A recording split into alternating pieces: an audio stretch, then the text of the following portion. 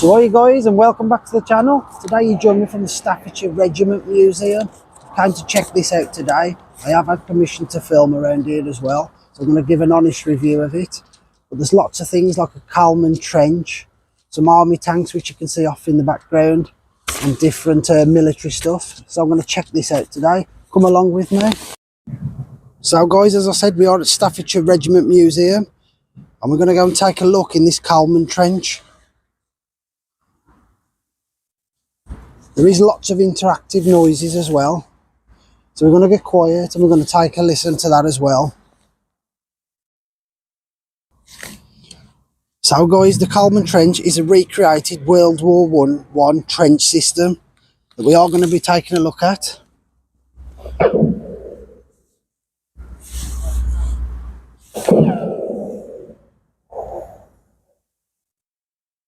And there is lots of interactive noises.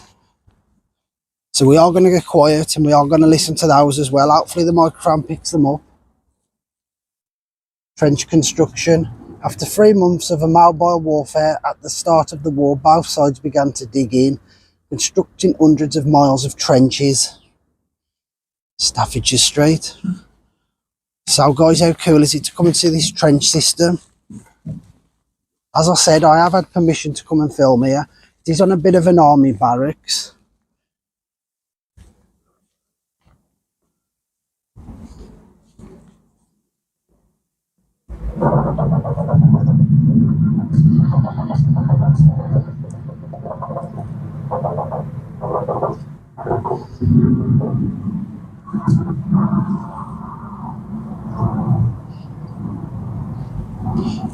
What we see now, this would have been the regimental aid post. So if there was injured, stuff like that, you can see the mock-up of it here.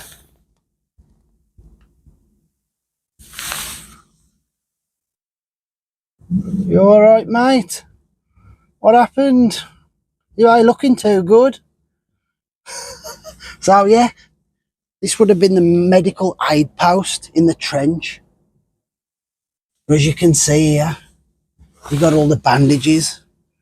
Looks like he's injured his head. All the different things, look.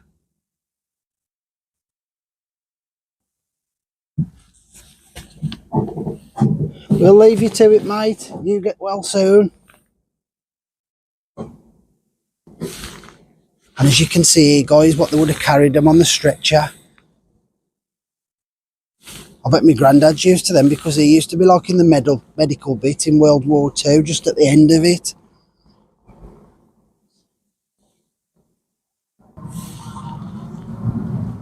Please press here. Let's have. You are standing by a replica of a regimental aid post, known as an RAP, similar to those found in the British sector of the Western Front from 1914 to 1918. This would have formed part of what was known as the chain of evacuation.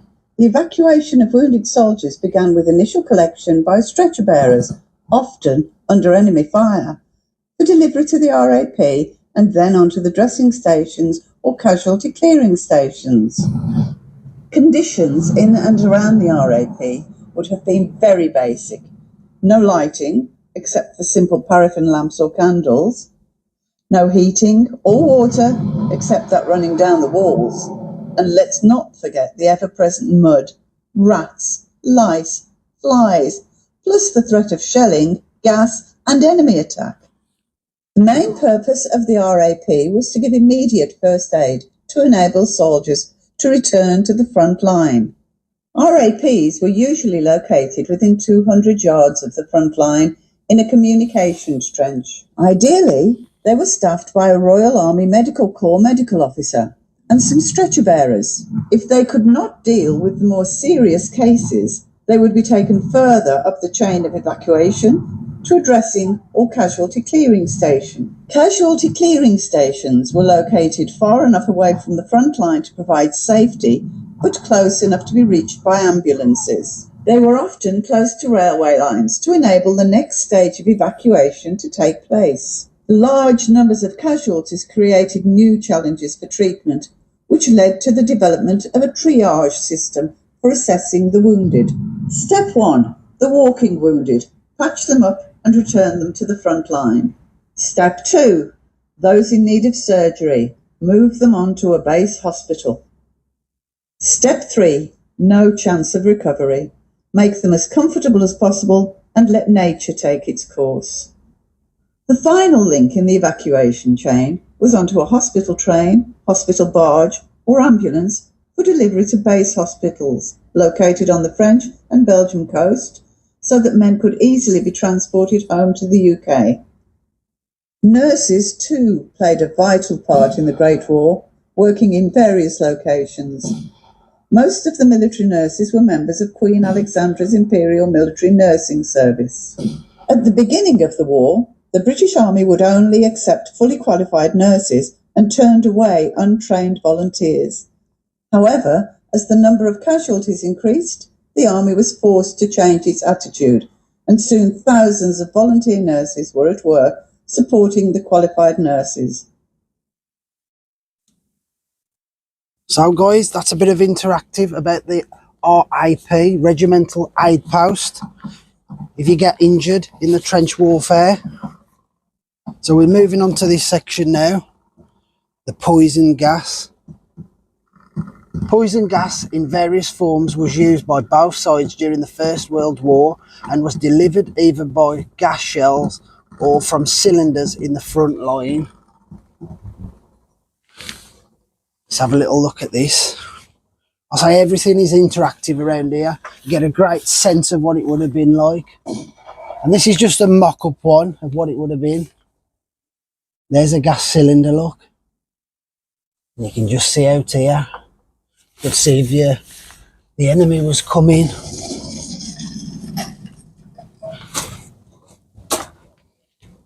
So let's just press this. You have arrived at the observation post, usually referred to as an OP, which was often very close to the enemy positions. The distance between your trench and the enemy trench could be less than you might think, anything between 25 and 250 yards.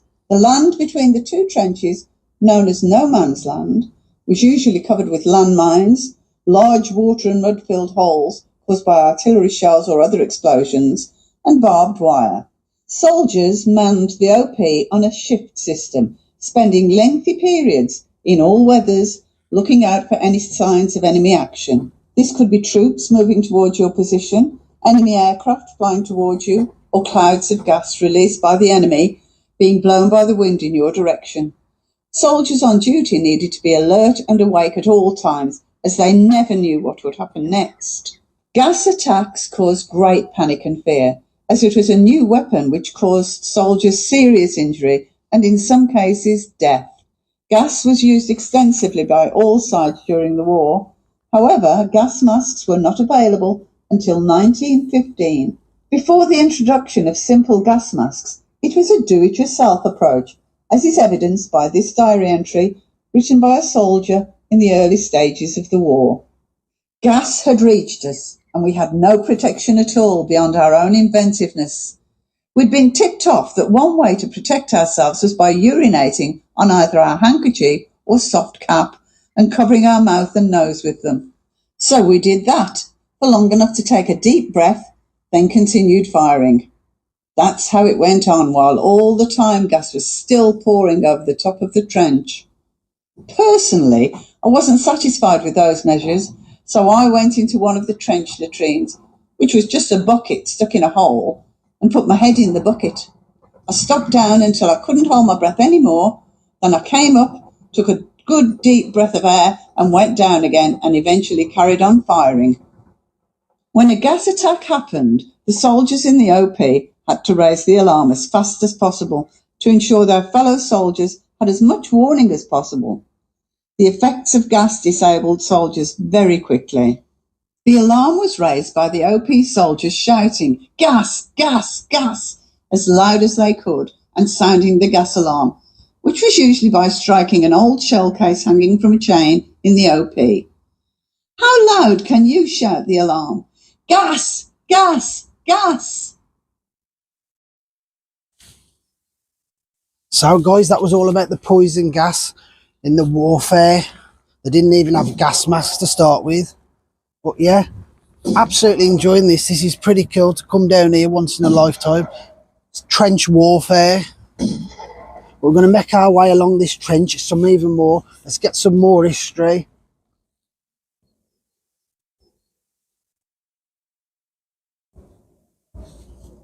And all the time I'm going around, you've got gunfire.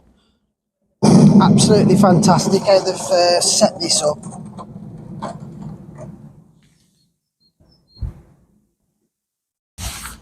So guys, we're moving along down Stafford Street in the trench. Empty your pockets before going on patrol. So they go on patrol here, and I'm assuming that's where would have fired from up here. If we take a look. So you'd have been in the trench like this, look. This is what it would have looked like. Looking for your enemy with your rifles, whatever you've got. Looking for the enemy.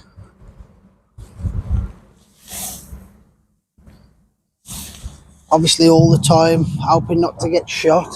Must have been an absolutely terrible position to be in. But yeah, this is a look, a perspective, what it would have been like. And yeah, I feel privileged to come down here today, being able to film this for you.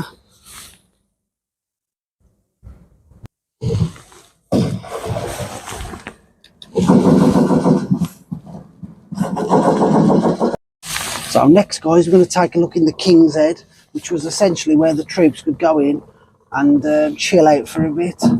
Home from home, should we say, with a few things in here. We're going to take a look in there. Let's have a look at this. So here we go, guys, into the King's Head. You can look around here, look. The different things, the bunk bed, stuff like that. Typewriter. I guess this was like the front room for them, where they could come, a little bit of chill out, home from home.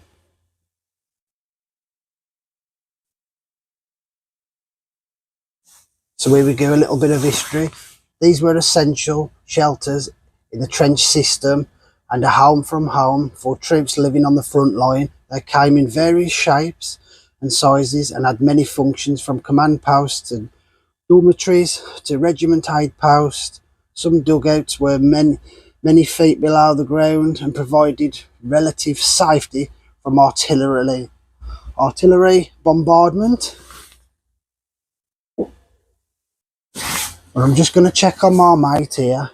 He ain't been too well. His name's Bert. Let's have a look at him. Bert, how am you today, mate? He ain't looking too good, I don't think. You need to get out there, mate, on the front line. We need you. Right now, time for sleeping.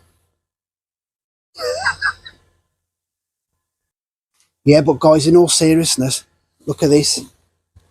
No mattresses, just the wood. Very thin type thing on the bottom here.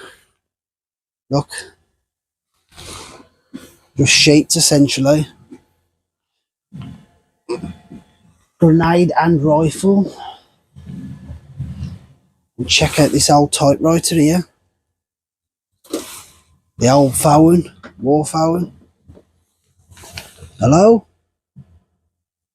No, sorry, they're not here today. Now, but guys, there's lots of stuff here. It's amazing.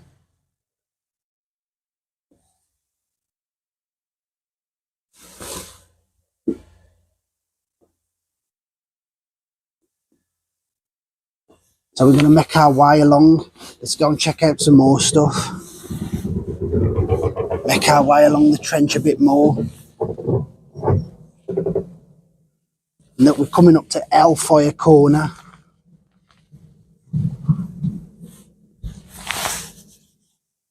Let's make our way around.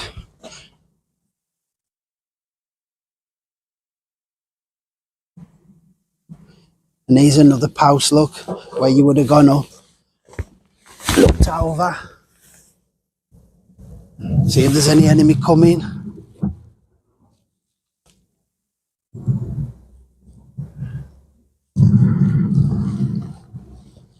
We're going to make our way along here, still go through Hellfire Corner.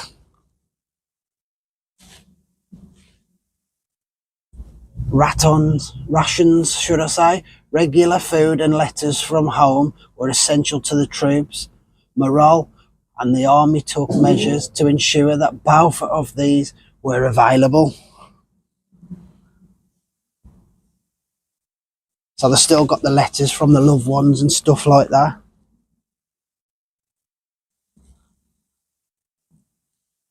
So moving along, guys, we come up to Sherwood Street and Stafford's Tunnel, West Aidit.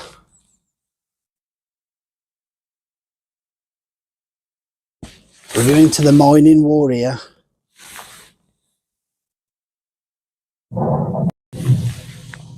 So guys, we come up to Stafford's Tunnel, and this is all about the mining war. Stand fast, lads, old Bill's watching. Let's go in here. How cool is this? You're through the mine bit. And it looks like they've got a budgie at the end. This ain't no place to be, mate, in the war. Check this out, this is spooky, man. It's like shoveling. Who's shoveling?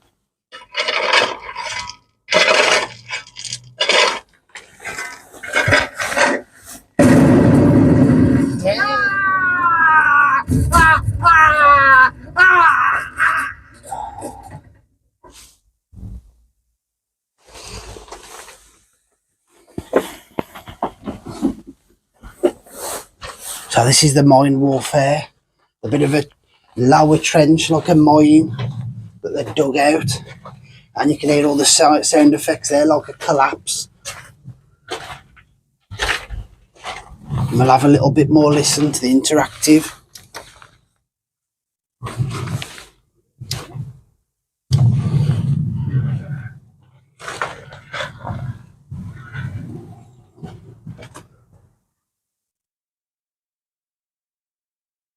So here we go, rescue section tunnellers. Meant to stand by here when men are underground. So that was cool, that was. Going to check that out.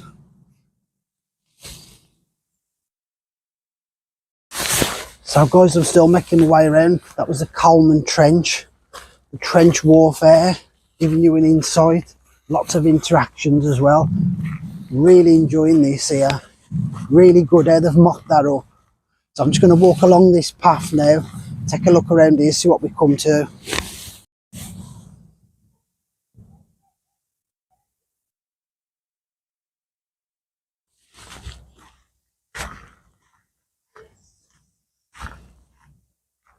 Danger, no entry. All the time you're going around here, you can hear gunfire, grenades, stuff like that. Gives you a real incentive of what it would have been like. No man's land now. The strip of land between the German and Allied frontline trenches was known as a no man's land. And you can see this type of, what this is, type of bunker type thing here.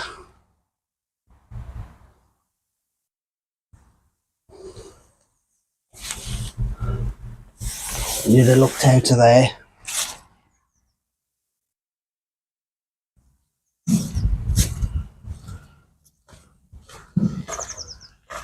So here's the no man's land between the trenches and this bit here that we're at.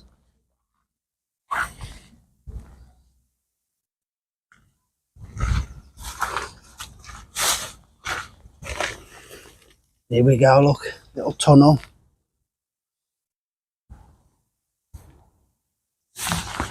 So that was the Coleman's Trench. Fantastic that is. I'm just walking around the little garden bit outside of it. Have a little look here, some memorial things. Lichfield Kindness Rocks, painted in remembrance of the Lichfield fallen on World War II, 1939 to 1945. Well, you can walk around here and it gives you a little bit of history.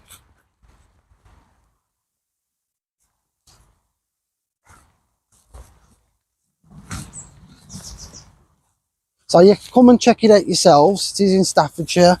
It is £7 per adult. Not quite sure what the children's price is, but I'll put it up either at the beginning or the end, the prices as a family. I'm pretty sure it's a family of 5 or something, I think, for £20. I do believe they've got like a little cafe here, a little play park, which the play park's like a tank, an army tank.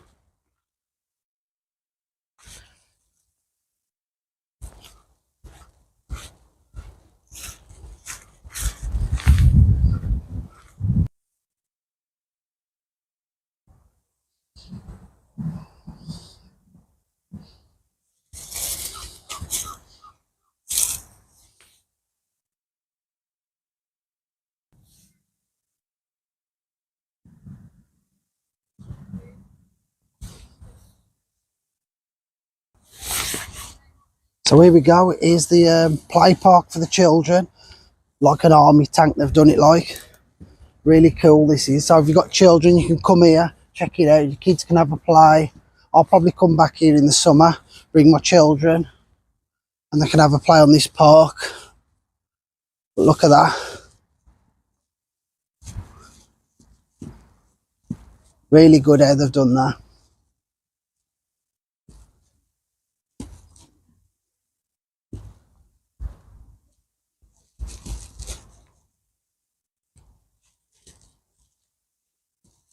But yeah, I know my youngest daughter, she'll love to get on that. Play on that in the summer. You can even bring a picnic, whatever you want to do. If you want to come and have a look as a family. So what you see in front of you guys is a pillbox, which was originally a few miles away from round here. But unfortunately we can't go in that today because it has been flooded out. But I think they have got another pillbox, which I'm going to try and look for. But let's just have a little look in there, look. Yeah, so that was a pillbox. And each pillbox was like a command centre, should we say. But this one, I think this pillbox was originally somewhere else, a few miles down the road.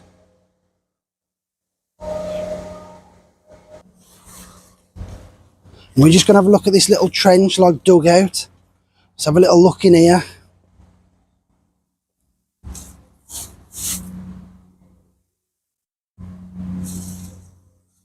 All your sandbags.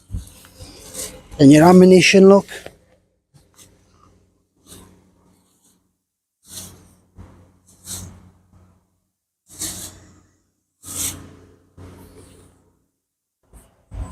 So the next thing I've come up to is air raid shelters, the Anderson shelter. The shelters you can see here are Anderson shelters designed by William Patterson and Oscar Kirison at the request of the Home Office in 1938. It was named after Sir John Anderson, the government minister responsible for air raid precautions. It was only suitable for households with a garden. It was supplied free of charge if your annual income was less than £250, or could be purchased for £7, which would have been a lot of money back in those days. But we've got one here, an Anderson shelter. Let's go and take a look in it. Very basic. Nothing much. But this is where you would have had to come to in the bombings. Here we go, look. Very cold, very damp. Imagine being here as a family with all the bombs going off around you. Must have been terrible.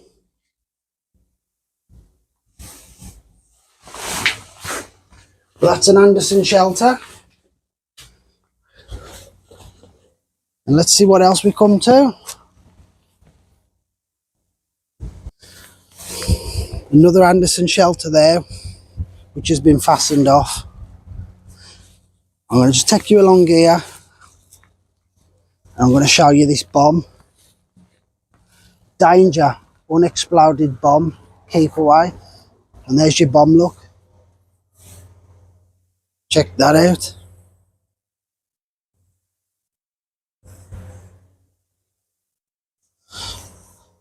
You would have no chance of that landing in your garden, would you? And these what they would have been growing, look. Dig for victory. Planting all their own food.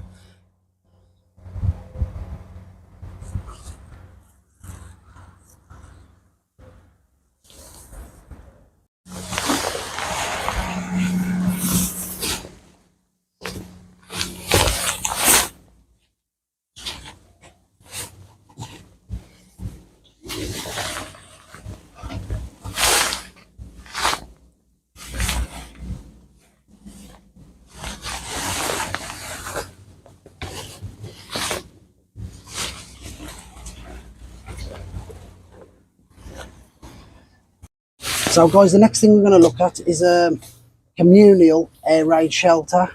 We'll have a take a look in here, see what this one's like. So the next thing we're going to take a look at is the Smart Street communal air raid shelter. Let's see what these would have been like. Obviously communal, if you didn't have one in your garden, then you would have had to come to somewhere like this. Let's take a look inside here.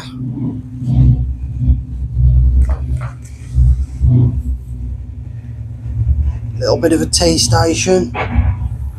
You can hear in the background the bombs that would have gone off.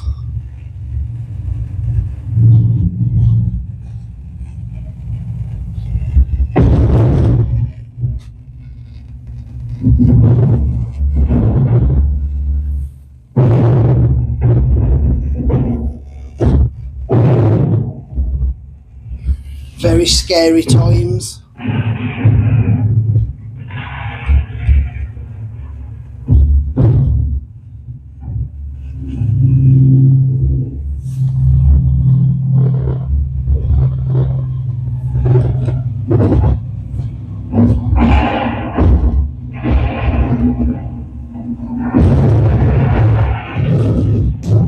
As you can hear in the background, the sound effects, you get a really perspective of what it would have been like.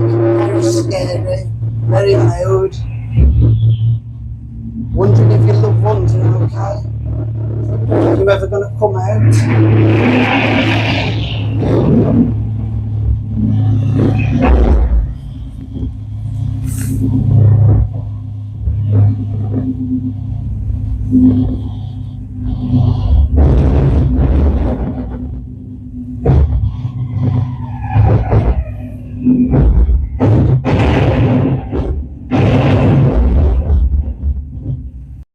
So guys, that was a look at a communal air raid shelter, how it would have been like. Very scary, very loud. Well, next thing I'm going to take a look at is some of these tanks that's over here outside, a bit of exhibition. Let's go and have a look at these. So the first one we look at is a personnel carrier. And let's have a little walk around here, this tank.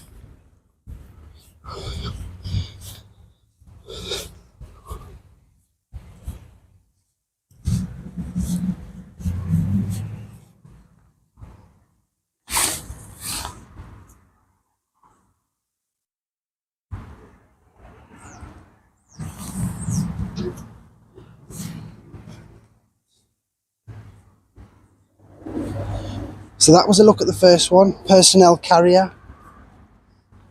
Let's take a look inside the back. Let's check this out, guys. Wow. Look at this, look at all the controls. This is mental. I'm sure they would have carried an Hoover in the back of here though. Let's check this old replica bike. But this was bumpy as hell in the back of there. Personnel carrier tank. So the next tank we come to is a Spartan MCT personal carrier. 3 with 4 passengers. Petrol engine, Jaguar. But just seeing these things up close and personal, just amazing really. Let's have a walk around here. Look, you got their gun on top there. And that looked like, I sure they would have been like rocket launchers or something. That's like a machine gun. The tracks on it, look at that.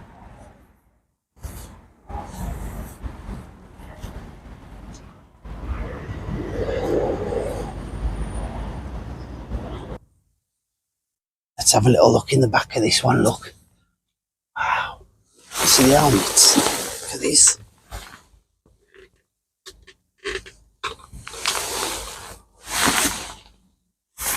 And look where the driver would have been there, look. I'm sure that's where the gunfire is. So you would have had a gunner behind. Just look at all that. As I said in the intro, I have been given permission today to film around here. Give my honest review. What I've seen so far, this place is amazing. Really worth the visit.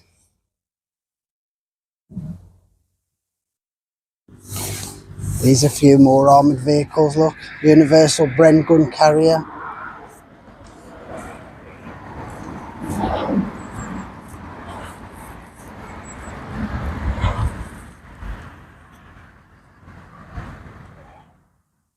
These are just outside the museum, guys.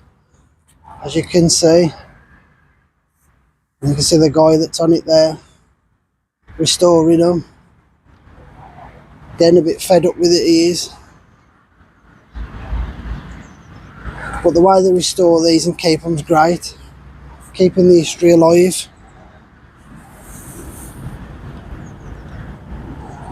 So guys, the next thing we're going to go and look at is the exhibitions inside. So let's go and take a look at those.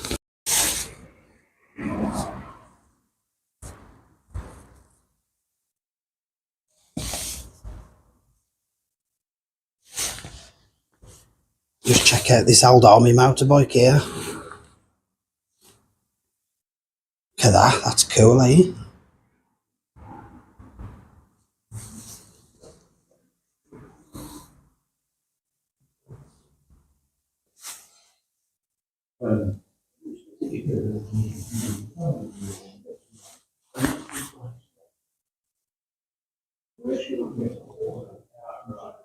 So guys, just made my way inside to the exhibition inside.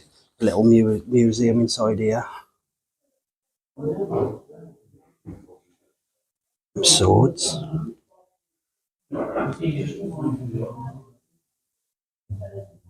The French threat to Europe. So that was the French.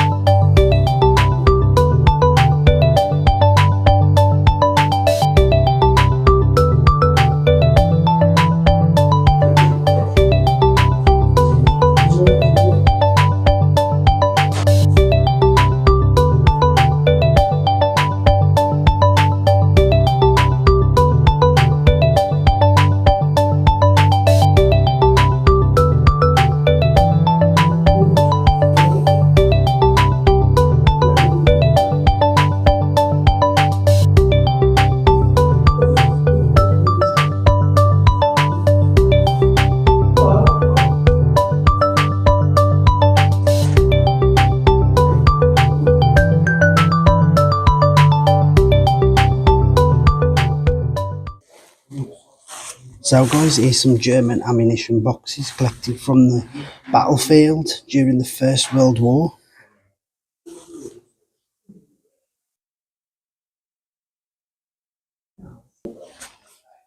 And there's a German machine gun.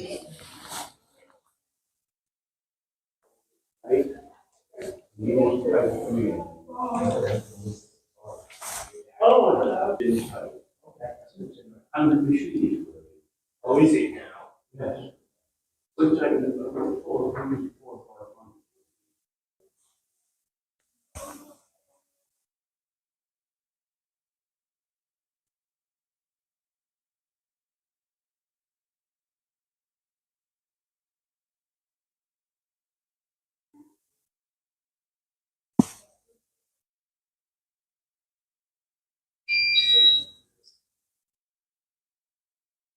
So just check this out, guys. Morse code. First time I've done one of these. See all the different letters there, look. Just check that out. Working Morse code. Cool, that is.